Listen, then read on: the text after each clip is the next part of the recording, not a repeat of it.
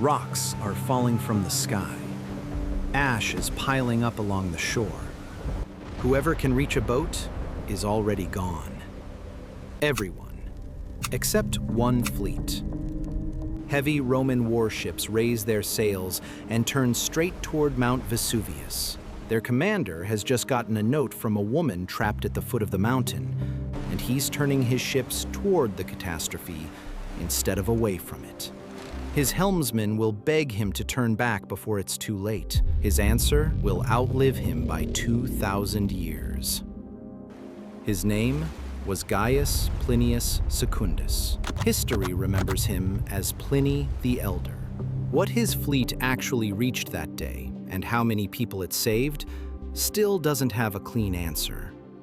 Pliny commands Rome's western fleet at Misenum, across the bay from the mountain that's now burying itself in ash. He has spent his life writing an encyclopedia of how the natural world works, and right up until this morning, that's all this looked like: research. His sister spotted the odd cloud first, a column standing straight up, then spreading out flat on top, like a pine tree stretched into the sky. Pliny ordered a light, fast boat. He wanted a closer look, nothing more. At his side, his 17-year-old nephew declines to come, an assignment on the historian Livy waiting to be finished. He stays home to write it. That refusal will turn out to be the reason this story exists. Then, on his way to the dock, someone hands him Rectina's note. She's a wealthy Roman woman whose villa sits at the base of the mountain, already under falling rock. The sea is her only way out, and there's exactly one man in this bay who commands ships. She's begging to be saved.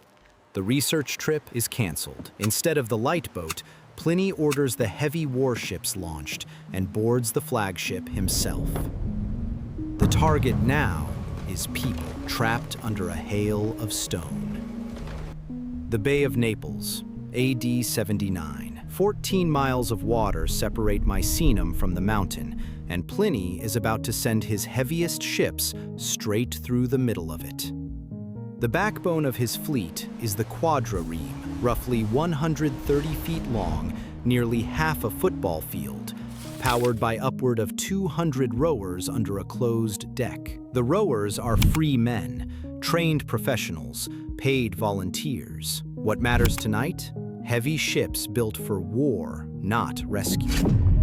Room for passengers is almost non-existent, a few dozen people, and the ship's already at its limit. The draft is shallow though, under 5 feet, which lets it run close to a shore no captain has ever charted. The fleet pushes off, and years later, the nephew will write one line about it. His uncle sailed toward the place everyone else was fleeing and held a straight course into the danger. Everything from here on, the boy back in Misenum did not witness. It reached him later, from other people's accounts.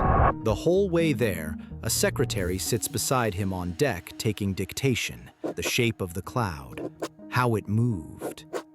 A man sailing into the end of the world, still taking scientific notes. Then the sky starts falling harder. Ash first, hotter and thicker by the hour, then pumice and scorched, cracked stone. And here's the part almost nobody thinks about. Ash behaves like cargo. It sits on the deck, and every hour it falls, it adds weight. Picture wet snow piling on a flat roof, harmless by the inch, deadly by the foot. A single inch of ash across the deck adds more than a ton. 5 inches, and you're carrying 10 extra tons, maybe more. That load raises the ship's center of gravity until one hard roll is enough to put it on its side. The ships reach the coast, into the same wall of falling rock that has Rectina trapped.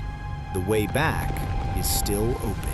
And this is where the mission runs into a wall. The letter puts it in one line. Sudden shallow water and the collapsed mountain block the shore. Here's what that likely meant on the water. Floating pumice choking the shallows, debris sliding off the mountainside into the sea, and the depth under the keel changing without warning. Nowhere solid to pull in, no one to load onto the ships. The helmsman, the officer holding the steering oars, begs Pliny to turn back while there's still a way out. Pliny answers with the line that will outlive him. Fortune favors the bold. Steer for Pomponianus. Pomponianus is an old friend, a Roman aristocrat with his own ships and his own escape plan. His villa sits at Stabiae, another 10 miles past the point where the fleet just hit the pumice. If the near shore is sealed, head for the last place people are still waiting. The decision keeps the mission alive by sending it straight into a different trap. Here's the catch. The wind that's carrying them towards Stabiae is a gift. Sails fill, and the ships arrive faster than oars ever could. But the same wind works like a door that only opens one way. For anyone standing at Stabiae trying to leave, it turns into a headwind, driving the surf straight onto the beach. No ship puts out into that. Pomponianus already knows it. His belongings are loaded onto his ships, everything ready to sail. And nobody sails. Pliny arrives to find a rescue mission stuck on the same beach it came to empty. What does the commander do next? He bathes, eats dinner, sleeps. Through his bedroom door, people will later say they heard him snoring, while outside the window, wide tongues of flame are shooting off the mountain. Why he acted this way? To calm everyone else, or because that's simply who he was? The letter doesn't say, and we won't invent an answer. The ground keeps shaking, first rarely, then hard enough that roofs might come down under the weight of ash. Someone wakes Pliny. Pumice has piled up almost to the top of the door outside. Wait any longer, and the exit seals shut. They leave the house. Outside, rocks are still falling, and the only armor anyone has is a pillow, tied to the head with cloth. That's how they walk out, into the dark, wearing pillows. Across the bay that same night, the 17-year-old is awake too. He sees black sky, feels the ground shake, but what's happening to his uncle on the far side of that water? He has no idea. He'll learn it later, secondhand. Dawn comes, and there's no light. The letter calls it a night blacker and thicker than any ordinary night. They go down to the beach with torches, hoping the sea has finally let go. It hasn't. The sea is still hostile. Wind and current still pushing everything back toward the shore. Stop here for a second, because everything has converged on one point. The direct shore by the volcano, sealed by pumice. The house, sealed by shaking and falling ash. The sea, sealed by wind. 3 doors, all 3 shut. Pliny lies down on a spread sail and asks twice for cold water.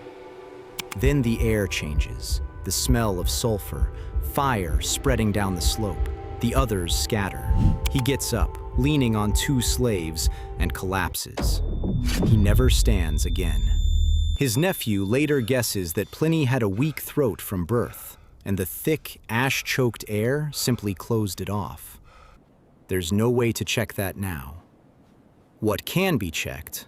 3 days later, his body is found on that same beach, dressed and untouched, as if he'd simply fallen asleep. How many people did he actually save? Nobody knows. The letter shows intent to rescue, ships launched, help offered to people on the coast, but not one name of anyone saved, not one number. What happened to Rectina herself is unknown. The fleet never reached her shore. It never entered Pompeii at all. Even the number of ships is uncertain. The letter just says quadriremes, plural, and whether that means 2 or 5, there's no way to check. All that can be proven is this. A Roman fleet commander turned his warships toward an erupting volcano, crossed the bay under falling rock, and reached the last point still open to him, and never came back. So where does all this detail come from? The pillows, the snoring behind the door, the exact line to the helmsman, the teenager with the homework. He saw the eruption himself, from Misenum, the cloud, and the panic it caused across the city. He didn't see the crossing, the change of course, or the final night at Stabiae. Years later, writing to the historian Tacitus, he split the account into 2 letters, and without being asked, drew the line himself. This I saw, this I was told. Everything about the rescue he pieced together afterward by asking the people who'd been there. The only surviving account of that rescue attempt comes from a letter written by a boy who watched the eruption and missed the mission entirely. Between him and his uncle lay miles of open water. Everything on the far side of it reached him as someone else's voice.